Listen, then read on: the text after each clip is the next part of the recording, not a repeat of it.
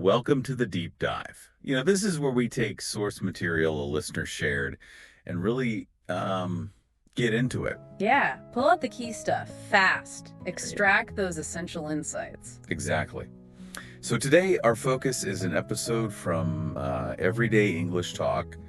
It's called Living Abroad, the Ups and Downs. Right, a listener sent this one in. Yeah, it's basically a chat between two friends in London, Sarah and David. And Sarah's just got back from a year living out in Valencia, Spain. Ah, Valencia. Nice. And she's sharing her story with David. That's it.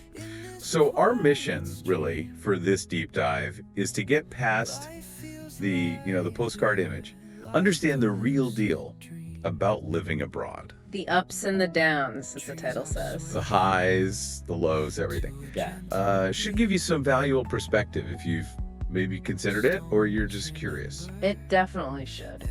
And what jumps out right away for me is how Sarah sets the tone. David sees her looking tanned and relaxed, says it sounds like a dream. Yeah, the typical reaction. Yeah, but she immediately says, amazing, but also more challenging than I expected. That tells you it's going to be an honest take. Exactly. Not just the highlight reel. Okay, so let's dig into that. Valencia itself, as she describes it, East Coast, beautiful beaches, great food, and a slower pace of life. Paints a nice picture. It does.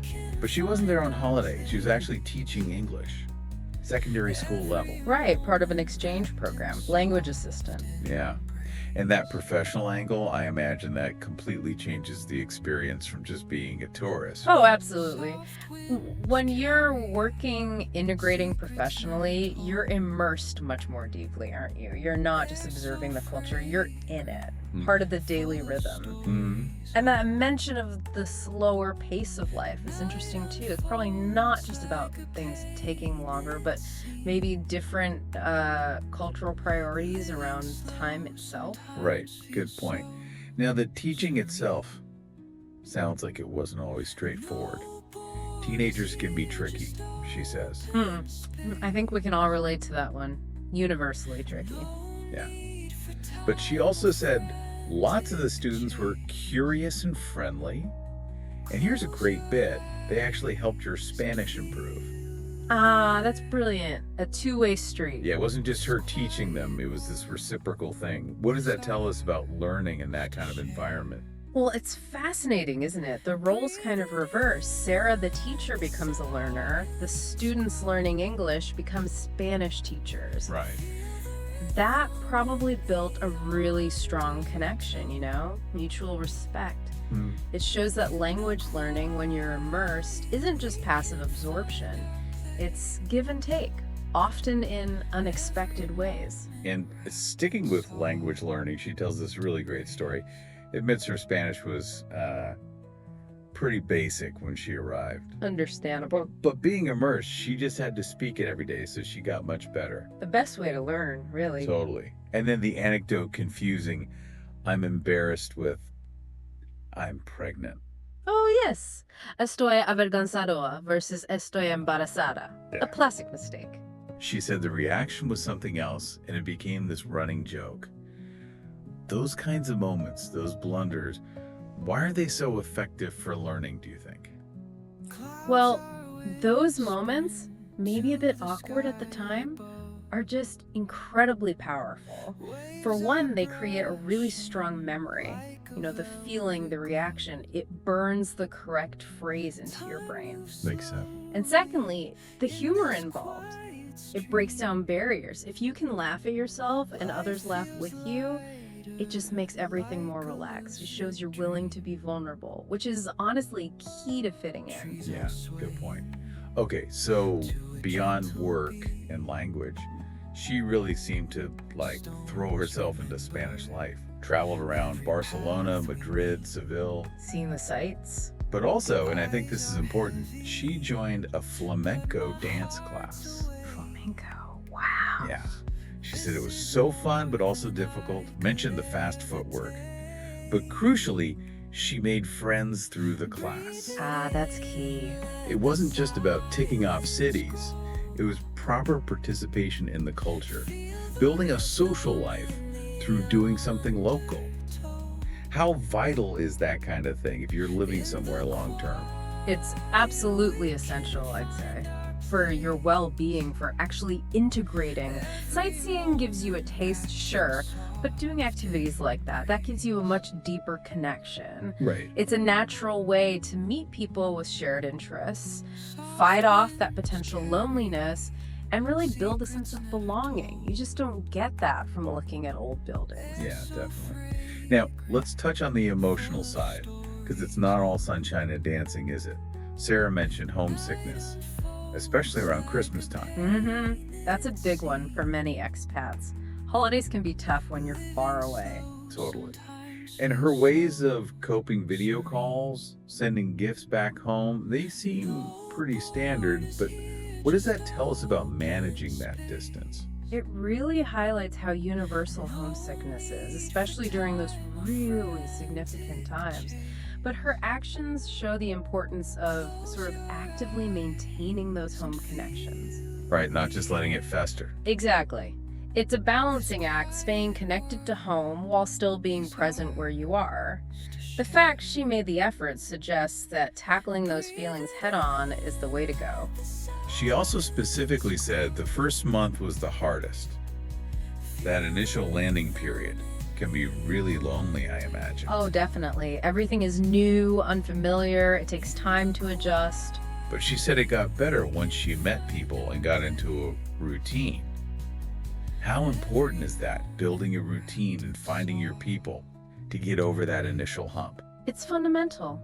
Routine brings a sense of predictability, some structure to your day when everything else feels chaotic. What an anchor. Exactly. And then building that social network through work like she did, or hobbies like the flamenco class that gives you the emotional support you need.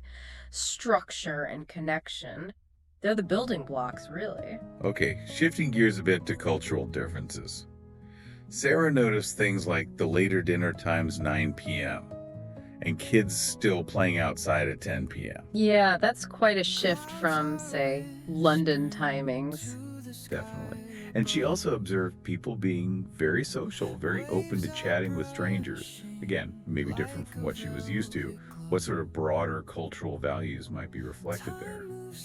Well, the later timings could point to a culture that maybe places a higher value on socializing, on family time in the evenings, perhaps less rigid about sticking to a strict clock. More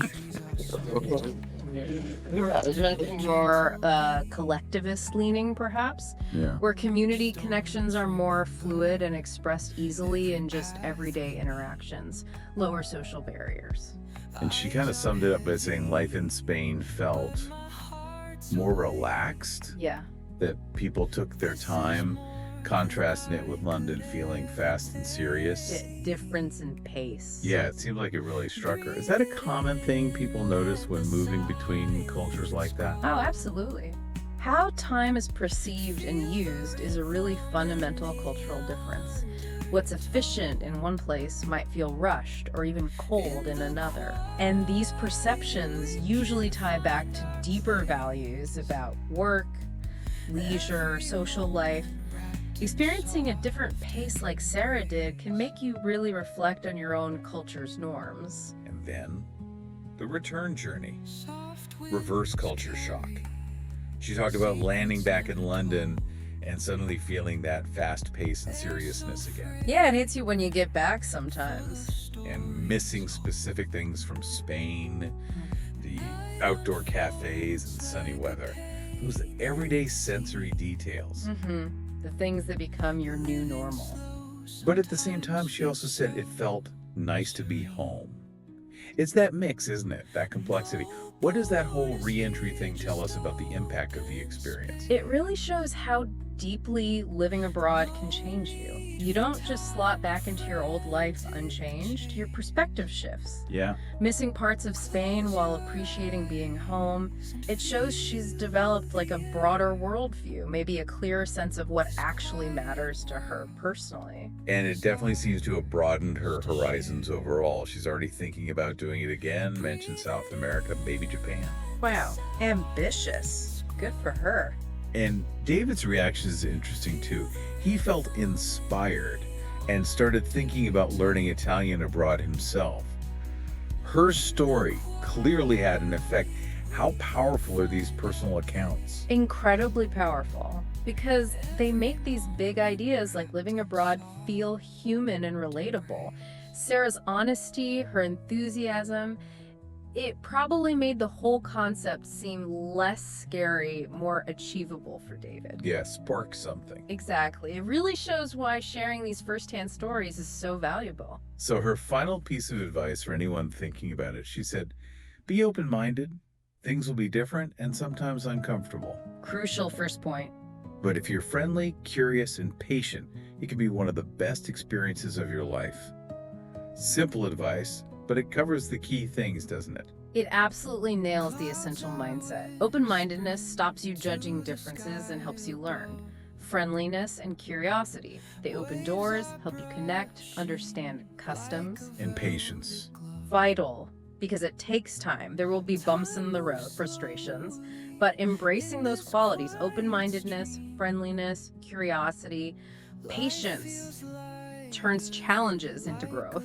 So wrapping up this deep dive into Sarah's year, it's clear it wasn't just, sunshine and easy living. No, definitely not. Real challenges there. Teaching, language, loneliness.